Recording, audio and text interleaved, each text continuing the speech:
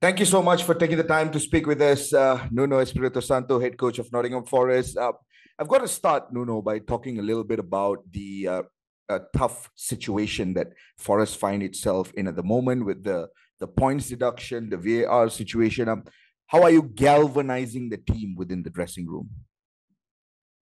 As good as we can. Trying to first of all try to ignore the noise is more important than anything else.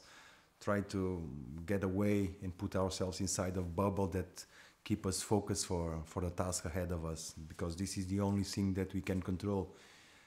We cannot do anything about the points deduction. We cannot do anything about VAR and the referees. We just have to play football, and this is the message for the players. I remember talking to a lot of ex-professional footballers, and they all talk to me about the sort of emotional roller coasters you go through when you're trying to fight for survival. If you survive, it's a really special experience. If you don't, it can be a bit of a heartbreak. But are there experiences from your own personal career, Nuno, whether as a player, as a manager, that you sort of rely upon to help guide you through moments like this? Definitely, definitely. We've been through so many situations in football that we have knowledge, and it's important is to take advantage of these moments and put it in this particular moment that is surrounded by anxiety, by pressure, but more than anything by responsibility. Responsibility that what means what the situation that we are. And the situation is that now the future is in our hands. We depend on ourselves. So this is my main point. Winning on Saturday will keep this advantage of deciding for ourselves. So it's very important that we win on Saturday.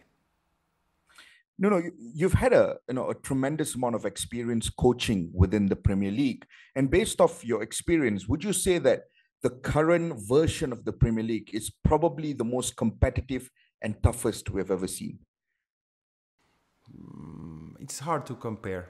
I think what we know is that it's very competitive competition. So I will not say that this season is more than the last season or 3 or 4 or 5 seasons ago. But this has to do with the huge amount of quality players, quality managers that are involved in the game here in the Premier League. That what raises the level of the competition. Could we talk a little bit about Morgan Gibbs-White then? I mean, you had him as a player when he was at Wolves as a young boy. He has now evolved into one of Nottingham Forest's most important players. How has he evolved as a football player on the pitch? He has grown. He has grown, like you said. We worked before together. He was young, but the talent was there. Everybody can see that. But moving and playing in other clubs, and when he established himself here in Nottingham, Forest definitely was a big jump in terms of his performance. Credit for Steve Cooper, the way he worked with Morgan, and now we have a very good player that I still believe has things to improve, but huge talent. What about Morgan as as a human being? Because even on the pitch, from fans' point of view, even in this part of the world, you can almost see Morgan sort of being a leader on the pitch these days. Definitely, and he leads by example, because in every situation that he gives everything that he has to give, and this is the starting point for everybody to recognize that you can lead. And Morgan, outside of the pitch, he has grown. He's a father. He's responsible, top professional, and a very nice boy. There's another sort of super cool story of resurgence within your team as well.